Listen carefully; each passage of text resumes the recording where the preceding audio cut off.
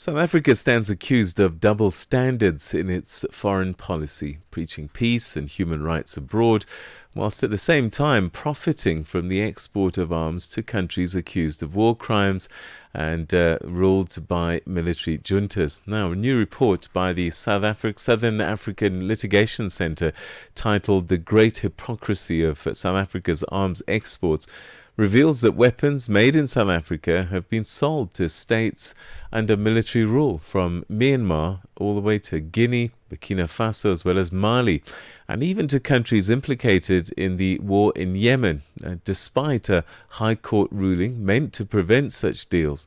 Now, the report questions whether South Africa is living up to its own laws and values it champions on the world stage.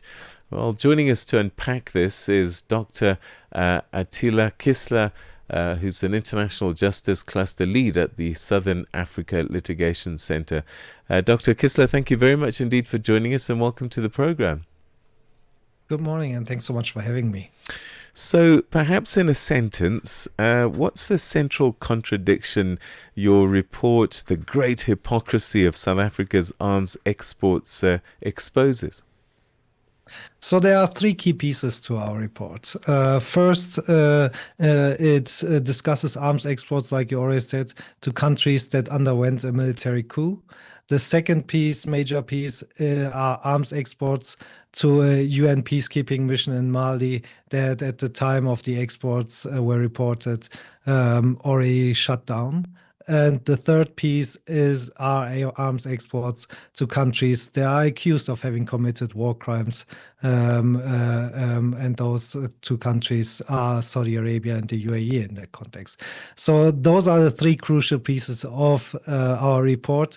And as we say in our report, arms exports are not neutral acts. They have the potential to perpetuate a conflict or contribute to human rights violations or even international crimes like war crimes.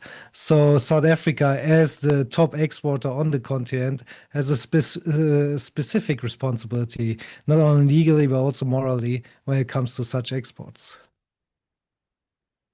Let's talk a little bit about South Africa's arms export regimes, which seems to be quite robust. You referred to the NCACC as the gatekeeper.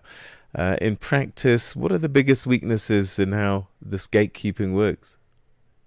So what we have seen so far when we look at previous arms exports is that it's not so much the legal framework that is the problem here.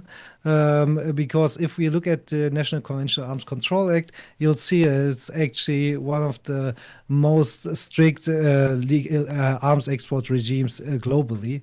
So we have seen in the past that the National Conventional Arms Control Committee has approved very questionable arms exports to very questionable buyers and specifically to specific countries.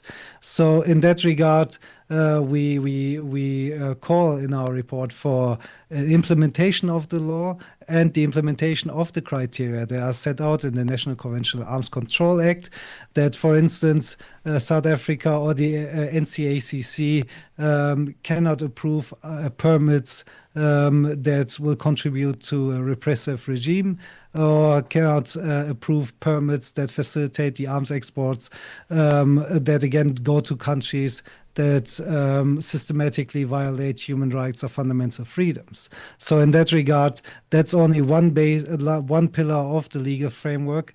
And since the order at SALC obtained last year in the High Court in Pretoria, in the case of my apologies.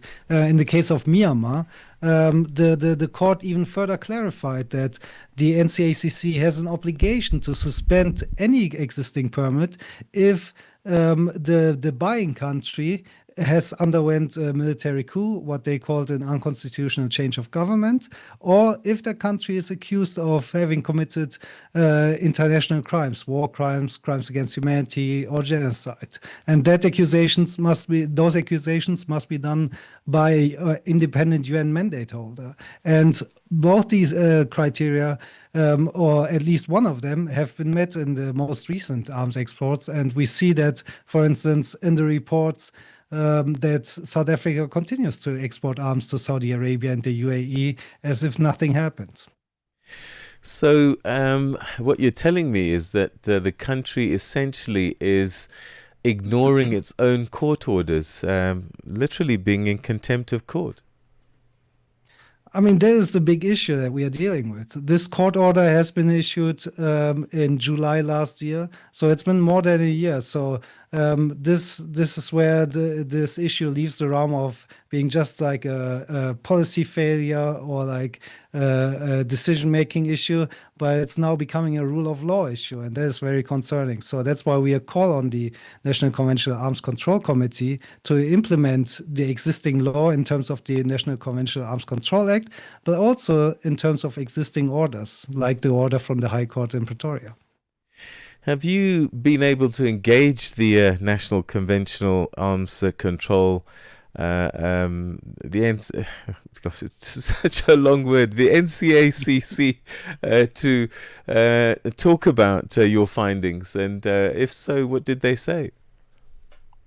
Unfortunately, even after the order was issued, numerous attempts by SALC to acquire information about if any or how many permits were suspended after the order have remained unanswered. So we don't know how many permits have been suspended. But like I said, from the following reports, especially reports from this year, from the first and second quarter of this year, they show that arms again went out to Saudi Arabia and the UAE, which strongly indicates that none of these permits have been suspended.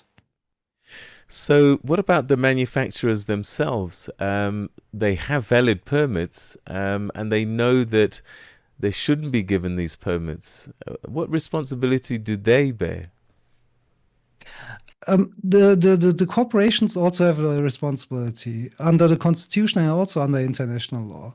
We can't have corporations that hide behind the cloak of a permit by the NCACC if that kind of contact, if that kind of export would be in violation of the constitution or even contribute to war crimes, crimes against humanity, or genocide.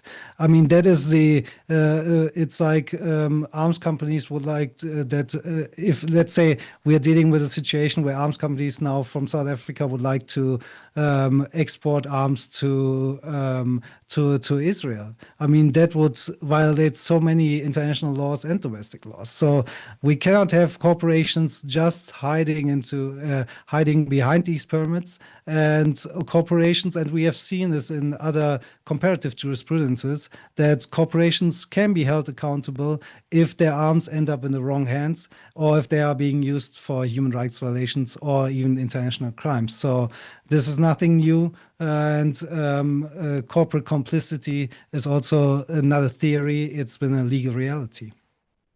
Your report also emphasizes transparency and accountability. What have you found as the kind of information that's being withheld from public view in South Africa's arms export regime?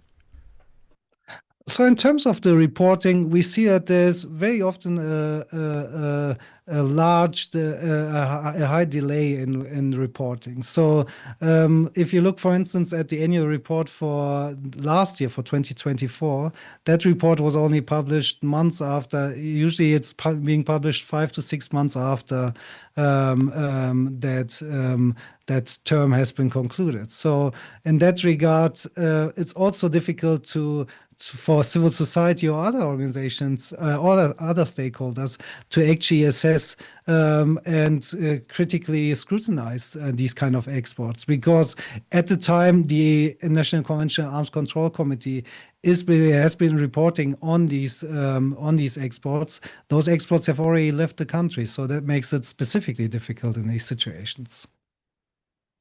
And that's where we're going to have to leave it. But thank you very, very much indeed for your input and insights on this goings on in the arms exports from South Africa, Dr. Kisla. Thanks so much. Thank you. That's Dr. Kisla talking to us about South Africa's exports in the arms arena, and they're not going often to places they should be going, and it looks like we're even defying court orders. We'll keep on top of that story for sure. It's 7:30, which means it's time for your news headlines. Good morning, Onel Sinsi.